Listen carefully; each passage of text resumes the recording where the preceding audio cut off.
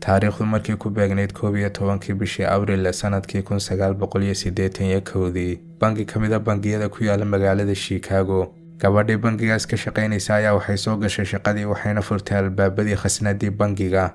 Waqtigaasna wax kasta waxay ahaayeen qaar wanaagsan oo meeshoodii yaala.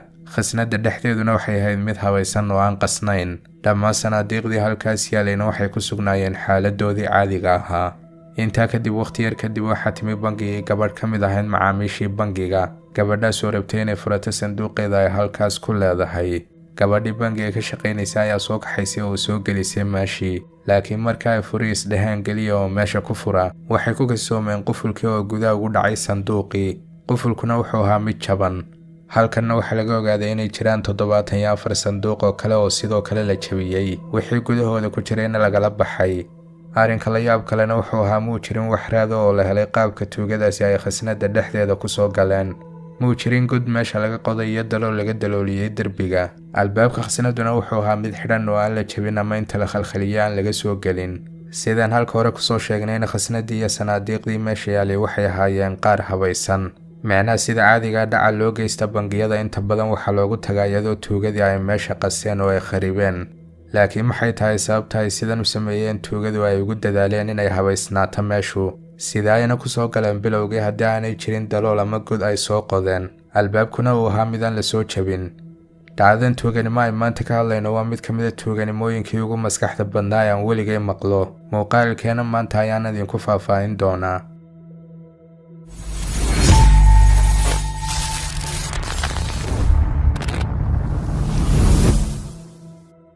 السلام عليكم ورحمة الله وبركاته. kusoo dhawaada mar kale asxaabay kanaalkeena ogaal cusub.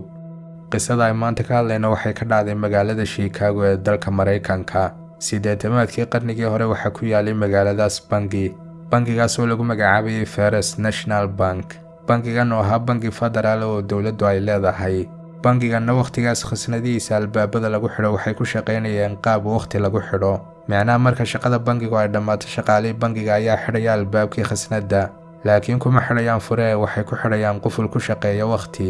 tusaale ahaan shaqada bangigu waxay dhammaan jirtay 5 galabnimo waxayna furmi jirtay 9 subaxnimo. 5 ilaa 9kana waxa u dhexeeya 16 saacadood meelahaas. sidaa darteed waxay ku xidhayaan khasnada albaabkeeda waqti ah inuu furmi karo 16 saacadood kadib. 16 saacadood inta loo guda jirana ma jiraan wax furi kara khasnada albaabkeeda gabi ahaanba ama qaab kale oo lagu furi kara midna. dabcan khasnadu waxay lahayd sidoo kale nambar sireed lagu xidho, laakiin xitaa haddii aad haysan nambar sireedkeeda lagu furo albaabka ma furi kartid khasnadan ilaa waqtiga lagu borograamiyo uu dhammaado. waqtigan lagu xidhayaana wuxuu ahaa adkeyn dheeraada oo lasii adkeeyay amnigii khasnada. sidaas oo kale ayaana dhacda sidoo kale marka la gaadho week-endiga ama maalmaha fasaxa ee wiigga dhammaadkiisa. maalmahaas fasaxa oo ah Sabtida iyo Axadda. laakiin bangigan labadaas maalmood oo dhan fasax mu wada ahayn, ee maalinta Sabtida waxaa la shaqaynayaa 4 saacadood oo keliya. marka 4 saacadood ay dhammaadaanna way xidhayaan khasnadii, waxayna ku xidhayaan waqti ah inaanu albaabku furmi karin ilaa la gaadho maalinta Isniinta subaxeeda oo ah marka laga soo noqdo fasaxa wiigga dhammaadkiisa. haddaba maalintii taariikhdu ay ku beegnayd Sabti 11 bishii Abriil ee sanadkii 1981 shaqaalihii ka shaqaynayay bangigu waxay soo xidheen albaabkii khasnada, waxayna ku xidheen qufulkii waqtiga la shaqaynaya oo ahaa inuu furmo subaxa maalinta Isniinta. beri oo ah maalinta Axadda fasax ayuu noqon doonaa bangigu. fasaxiina wuu dhammaaday oo waxa la gaadhay Isniintii. shaqaalihiina waxay ku soo laabteen shaqadii subaxii Isniinta ee ku beegnayd 13 bishii Abriil. gabadhii shaqaalada ahayd ee ka mas'uulka ahayd khasnada ayaa waxay gelisay khasnadii nambarkii sirta ahaa wayna furtay. waxayna eegtay sanaadiiqdii meesha taalay. waqtigaasna waxay dusha uga muuqdeen sanaadiiqdani qaar wanaagsan. dabcan meeshan waxaa yaalay sanduuqyo badan oo ah kuwa waxyaabaha qaaliga lagu kaysado. sanduuqyadana dadka ayaa ku kaysada gudahooda waxyaabaha qaaliga ay haystaan, ha ahaada lacag, dahab ama waxyaabo muhiim u ah dadka qaar. sanduuqyadana mid kasta oo ka mid ah wuxuu leeyahay 2 fure. mid waxa haysta gabadha ka mas'uulka ah khasnada ee bangiga u shaqaysa, midna waxa qaata oo haysta qofka macmiilka ee sanduuqa kiraystay. haddii la rabo in la furo sanduuqana waxa qasaba in labadaas fure hal mar la wada adeegsado si uu u furmo. maalinta Isniinta shaqadii bangigu waxay u bilaabatay si caadi ah, arrimuna waxay u socdeen si wanaagsan. dad ayaa soo galay bangiga oo loo shaqaynayay kadibna baxayay, ilaa ay bangigii soo gashay gabadh ka mid ah dadkii iska lahaa mid ka mid ah sanduuqyada alaabta. gabadhaasina waxay u sheegtay shaqaalihii inay rabto inay furato sanduuqeeda. sidaa darteed waxaa soo raacday shaqaalihii bangiga waxayna soo wada galeen khasnadii. laakiin markii ay furihiis yidhaahdeen meeshii ku fura, furihii hoos ayuu ugu dhacay gudaha sanduuqii, wuxuuna ahaa mid jaban. halkaasna waxay ka arkeen in la xaday sanduuqa alaabtii ku jirtay oo dhan. si degdegana waxay bilowday gabadhii shaqaale ahayd inay eegto sanduuqyadii kala bal in wax kale la xaday. waxayna ogaatay 74 sanduuq wax gaadhaya in la jebiyey oo la xaday wixii gudahooda ku jiray, iyadoo haddana marka kor laga eego aan la dareemaynin wax laga xaday meesha. xitaa qufuladan la jebiyey wax la dhigay oo lagu celiyey meeshoodii, laakiin haddii qofku uu taabto waxay ku dhacayeen markaba gudaha. waxaana ka caddayd meesha inuu jiro dadaal weyn oo ay bixiyeen tuugada falkan samaysay si ay u qariyaan oo ay u baabi'iyaan howlgalkoodan. manay rabin tuugadii shaqaalaha bangigu inay ogaadaan tuuganimada marka ay soo galaan shaqada. su-aashuna waxay tahay maxay u sameeyeen sidan? dabcan markiiba shaqaalihii bangigu waxay la xidhiidheen ciidankiina waxay u soo gaadheen meeshii si degdeg waxayna bilaabeen baadhitaankoodii. sidoo kale waxaa meesha yimid dambibaadhayaal ka socda FBI-da, sababtoo ah bangigani wuxuu raacsanaa xukuumadda federaalka oo iyaga ayaa ka mas-uul ahaa. dambibaadhayaashiina waxay ogaadeen in tuugada meeshan soo galay ay xadeen alaab qiimaheedu uu yahay $1 milyan. waa lacag aad u badan, gaar ahaan marka loo eego wakhtigaas qiimaheedu inta uu leekaa. haddii lacagta hadda loo eegana waxay u dhigmaysay $3,500,000. meesha falkan tuuganimo ka dhacayna dhab ahaantii wuxuu ahaa mid aad uga yaabiyey oo aad u wareeriyey dambibaadhayaashii. su-aasha ugu horreysa ay isweydiiyeenna waxay ahayd sida ay tuugadu ku soo galeen meesha. waxkooda kama qodno meesha, wax daloolina kama furna. albaabka khasnaduna waa mid saliima oo aan waxba la yeelin. sidoo kale waxay meeshii ka heleen waxyaabo ay la sii yaabeen oo ay waxba ka fahmi waayeen. waxay heleen saacad nooca dadka toosisaa ee qadiimiga. sidoo kale waxay ka heleen alaabtii sanduuqyada lagu jebiyey sida dubayaal iyo kalbado. sidoo kale waxay meesha ka heleen caagad ay ka buuxda kaadi. dabcan wakhtigaas 80-maadkii may jirin wax la yidhaa DNA la baadhaya iyo waxyaabahaas. sidaa darteed kaadidaas waxba umay faa'iideyn dambibaadhayaashiina way sameeyeen wax kastoo ay awoodayeen, laakiin dhab ahaantii waxba may helin. may jirin wax caddaynaya sida ay tuugadu ku soo galeen iyo sida ay ku baxeen. manay helin xitaa wax yar oo ay daba galaan. saxaafaddiina waxay ku magacowday falkan tuuganimo dembi si fiican loo fuliyey. arrinka la yaab kalena wuxuu yahay tuuganimada inta leeg cidda fulisay wuxuu ahaa hal shakhsi oo keliya, weliba qofkaasina wuxuu ahaa tima hagaajiya ama nin tima hagaajiya. ninka falkan tuuganimo fuliyey waxa lagu magacaabayay William Smarto, wuxuuna ahaa nin aad u maskax badan. wuxuuna ahaa ninkani tuug caadaysta ah. macnaha tani may ahayn tuuganimadii keliya ee uu fuliyey, laakiin waxay ahayd midii ugu weyneed ee sida wanaagsan uu ugu guulaystay. ninkani wuxuu ka shaqayn jiray meel koofeer oo dumarka timaha loogu hagaajiyo, iyadoo sidaan soo sheegnay isagu uu yahay ninka kaliya ee fuliya hawshanna. haddana dabcan waxaa jira qof ka yara caawiya hawsha, laakiin qofkaasi wuxuu ka caawiyey wax yarun. qofkaas ka caawiya hawshuna wuxuu ahaa William walaalkii oo lagu magacaabayay Vincent. waxay ahaayeen labadan walaal qaar ka fikiraya inay beegsadaan bangiga ugu habboon ee ay dhici lahaayeen. waxayna rabeen inay dhacaan bangi ku yaala meel dadka ku nool ay yihiin qani, sababtoo ah waxay u badan tahay bangi meeshaas oo kale ku yaala in dadka halkaas degan ay ku kaydsadaan waxyaabo qaaliya. markii ay ogaadeen bangigan ku yaala Chicago ee First National Bank, isaga ay u doorteen inuu noqdo ka ay beegsanayaan. labadii walaal waxay soo galeen bangigii waxayna bilaabeen inay la sheekaystaan shaqaalihii. William Smarto wuxuu ahaa dadka iskale kaarisma iyo qaab hadal soo jiidasho leh. isaga iyo walaalkiina waxay karaysteen mid ka mid ah sanaadiiqdii alaabta ee bangiga.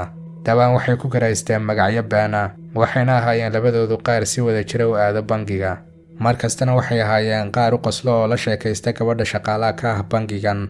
wayna la saaxiibeen gabadhii shaqaalaha bangiga ahayd. sidaa darteed soo booqashadoodii ay soo booqanayeen bangigu way sii badatay. si weyna waxay diiradda u saareen gabadhan bangiga joogta. waxayna ahaayeen qaar la socda dhaqdhaqaaqyadeeda iyo sida ay u dhaqanto, xilliga ay bareega qaadatay iyo dabeecadaheeda oo dhan. qaabkanna waa qaab ay adeegsadaan tuugada qaar iyo xitaa hakariska qaar, oo tuugu uu darsayo dabeecadaha qofka uu doonayo inuu beegsado. sida aan halka hore kusoo sheegnayna William iyo walaalkii si joogta ay u soo booqan jireen bangiga. dabcan marka koowaad marka la furo albaabka weyn ee khasnadda bangiga, wuu furnaanayaa albaabku inta uu bangigu shaqaynayo. dabcan sanaadiiqda meesha ku jirtana mid kastaba waxaa ku xidhan qafil gaar ah. marka uu yimaado macmiilka doonaya inuu sanduuq wax kala baxa ama uu wax ku ritana, waxay eegayaan magaciisa waxayna hubinayaan inuu yahay qof meesha kula sanduuq. intaa kadib gabadha shaqaalaha way ka baxaysaa meesha si ay qofka u siisa khusuusiyad waxyaabihiisa gaarka uu meesha ugu ridan karo. Vincent oo ahaa William walaalkiisna wuxuu istaagayaa bannaanka khasnadda wuxuuna la sheekaysanayaa gabadhii shaqaalaha ahayd oo uu jeedinaya. William isna wuxuu ku jiraa khasnaddii wuxuuna baadhbaadhayaa meesha isagoo raadinaya wax ka caawin kara fulinta hawshiisa tuuganimo. wixii ugu horeeyay ogaadayna wuxuu ahaa in shaqaalaha bangigu ay qofka baadhaan cidda uu yahay kaliya marka uu soo gelayo bangiga, laakiin marka uu baxayo wuu iska baxaya iyadoo cidna aanay la hadal. Talaabada ku xigta wuxuu rabay William inuu soo geliyo meesha alaabta uu u baahan yahay inuu hawsha ku fuliyo, wuxuuna ku soo gurtay boorso alaabtaas, kadibna wuxuu soo geliyay bangiga isagoo iska dhigay inuu alaab dhiganayo sanduuqiisii. Markii sanduuqii loo furayna shaqaaladii way ka baxday meeshii. Intaa kadibna wuxuu bilaabay inuu ku guro sanduuqii agabkii uu u baahnaa. dabcan muu ahayn mid hal mar soo wada qaaday agabkan oo dhan, wuxuu soo qaadayay xabad ilaa uu ka buuxsamay sanduuqii. laakiin waxaa jiray agab kale oo u baahan yahay oo aad u waaweyn. sidaa darteed wuxuu ku yidhi shaqaalay bangiga waxaan ahay nin sameeya farshaxan, sidanna waxaa loogu ogolaaday inuu soo geli karo bangigii isagoo wata alaab waaweyn. laakiin alaabtan halka ayuu dhigayaa William.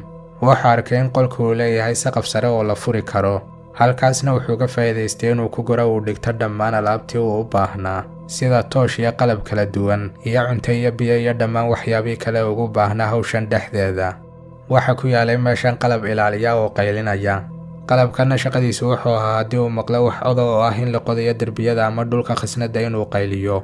Williamna isagoo aan rabin inuu meesha soo qodo, haddana wuxuu ku qasbanaa inuu aamusiyo qalabkan si marka uu jabinayo sanduuqyada aanu qalabkani ugu qaylin. qalabkanna muu ahayn qalab sidaa u horumarsan. Williamna wuxuu ku mudmuday beri wuuna kharibay gebi ahaanba qalabkii. laakiin William isagoo qalabka kharibay haddana wuxuu qabay cabsi inay jiraan qalabyo kale oo noocan oo kale oo meelo kale oo khasnadan ka mida ku qarsoon. si uu hubiyo arrinkaasna wuxuu soo qaaday saacadda lagu tooso ee qadiimiga, wuxuuna ku buuxiyey saacaddan inay qayliso habeenka marka ay tahay, oo ah marka bangigan la xidho ee laga wada tago. haddii ay jiraan qalab kale oo ku qarsoon meesha oo yeedhaya haddii ay maqlaan codna, halkaasi uu ka ogaanayaa oo marka ay saacaddu qayliso ayuu qaylinayaa qalabku, ciidankuna waxay imanayaan markiiba meesha.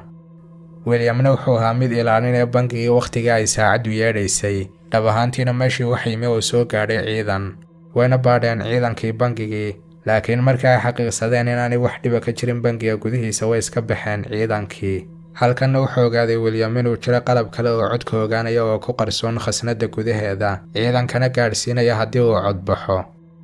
maalmihii ku xigayna wuxuu baadhay qalabkaas qarsoon, wuxuuna awooday inuu wada xumeeyo dhammaan qalabkii halkaas ku yaalay.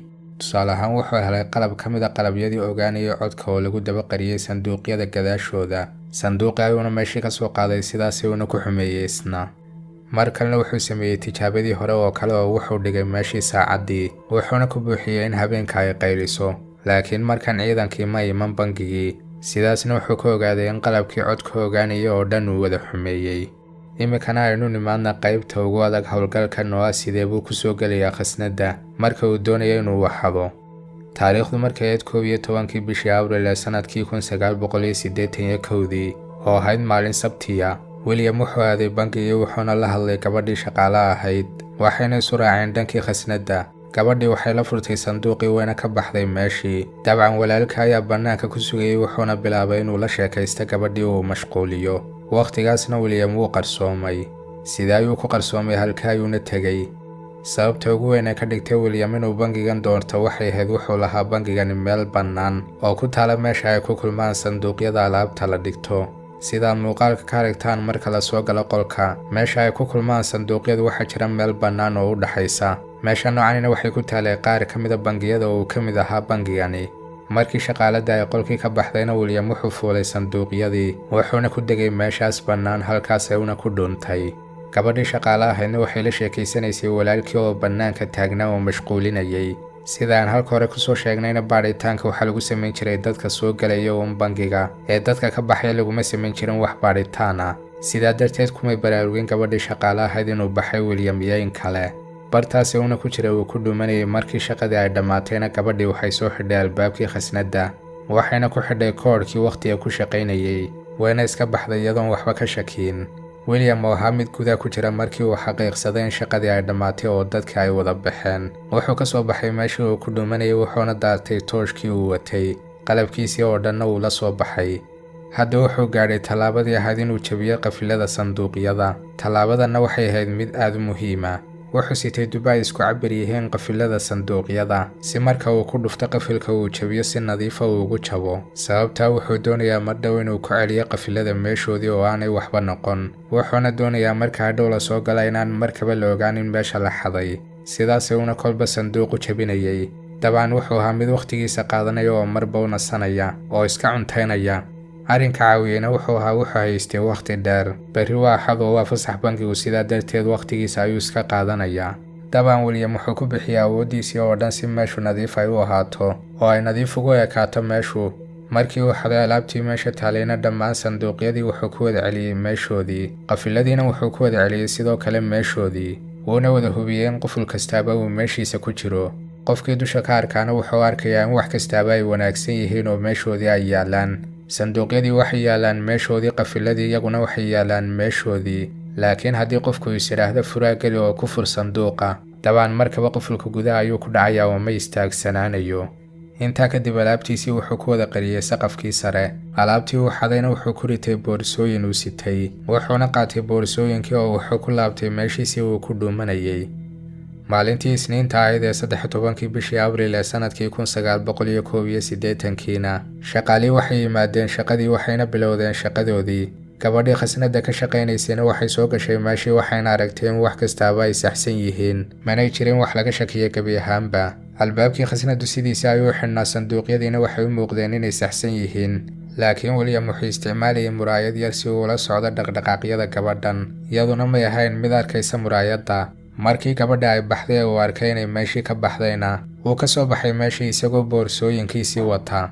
wuxuuna ahaa mid xidhan maryaha shaqaalaha dhismaha. sababta uu xidhnaa maryahana waxay ahayd sababta waxa ka jirtay shaqo dhismo bangiga oo wakhtigaas laga waday. Williamna wuxuu ka faa'iidaystay arrinkaas wuxuuna soo xidhay maryihii shaqaalaha. si fududna wuxuu uga baxay khasnadii isagoo boorsooyinkiisii wata. ciddanayse oo ka shakidayna may jirin oo waxaa la moodayay shaqaalii dhismaha oo hawl qabanaya.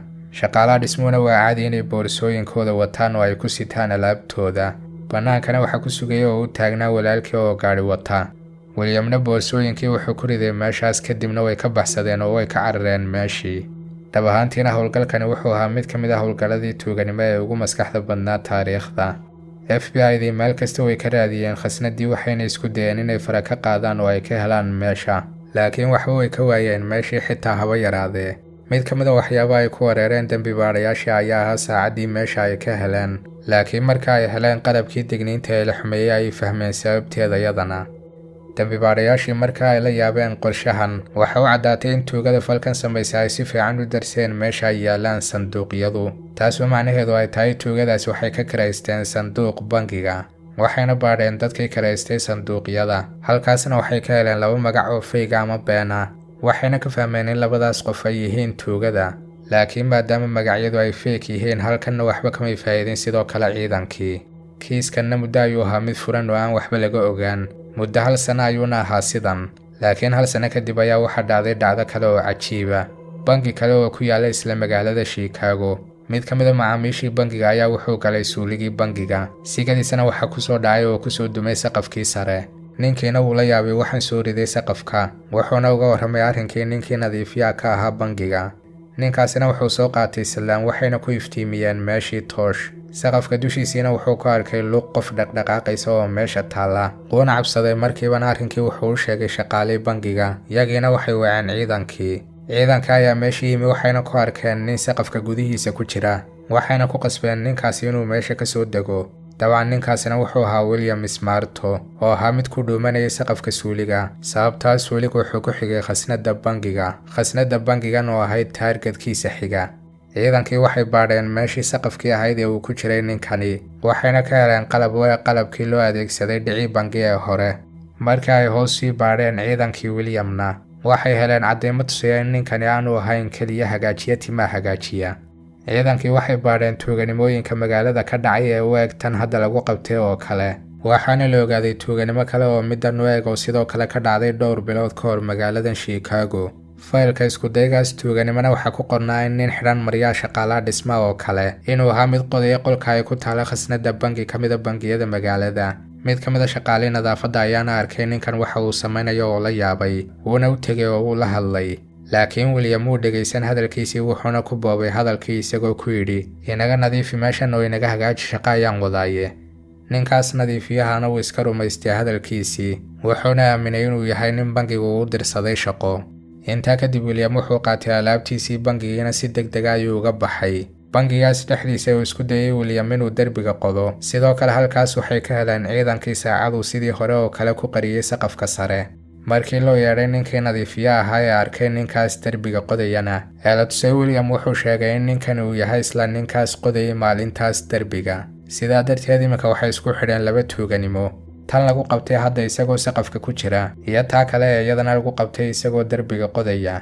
maadaama ay shabahaan tuuganimooyinkan iyo tii koowaad ee 1 milyan la xadayna, sidoo kale taasna way ku soo xidheen meeshii oo waxay ku eedeeyeen William. iyadoo aanay caddayn toose ku hayn haddana wax kastaaba way isku ekaayeen. ha ahaata saacaddii meesha taalay, agabkii uu adeegsaday iyo saqafkii uu adeegsadayba. dabcan William wuxuu isku dayay inuu inkiro eedayntaas oo uu dhaho kuma shaqo lihi dhacdadaas bangi ee 1 milyan alaabta u dhiganta la xaday. laakiin qaadigii muu dhageysan hadalkiisii waxaana lagu eedeeyay eedaymihii oo dhan, waxaana lagu xukumay xabsi 20 sannadooda. laakiin qaadigii wuxuu ku yidhi haddii aad soo celiso alaabtii aad xaday waan kaa khafiifinayaa xukunka. dabcan William markii uu arkay xukunkan 20 sannadooda wuu ka tanaasulay istifaaciddii, wuxuuna go'aansaday inuu qirto dembiga. William wuxuu ku guray alaabtii uu xaday boorso, boorsadaasna wuxuu ku qariyay biyo hoostood. sababtoo ah markii la keenay maxkamadda boorsadaasi waxay ahayd mid qoyan. boorsadaasna waxaa ku jiray alaabtii iyo lacagtii uu xaday intoodii badnayd. maadaama uu soo celiyay alaabtii qaaliga ahaydna, qaadigiisna wuxuu u fuliyey ballankii waxaana looga dhigay xukunkii 8 sano. laakiin sidoo kale khafiifintaa waxaa ku jiray shardi kale oo ahaa in William uu uga warramo dambibaadhayaasha qaabka uu fuliyay hawshaas bilow ilaa dhammaad. wuxuuna uga warramay saqafkii uu adeegsaday iyo meeshii bannaanayd ee uu ku dhuuntay iyo wax walba. arrinkanna wuxuu wax ka beddelay xeerarkii amniga ee bangiyada Maraykanka, waxaana lagu daray xeerarka amni inaanay jiri doonin saqaf furan iyo meelo bannaan bangiyada dhexdooda. intaas uu ku eegyahay daawadayaal muuqaalkeena maanta. haylooban hadduu ku qanciyay muuqaalku inaad like saarto, subscribe na saar haddii aad ku cusub tahay channelkeena Ogaal Cusub. waad mahadsan tahay.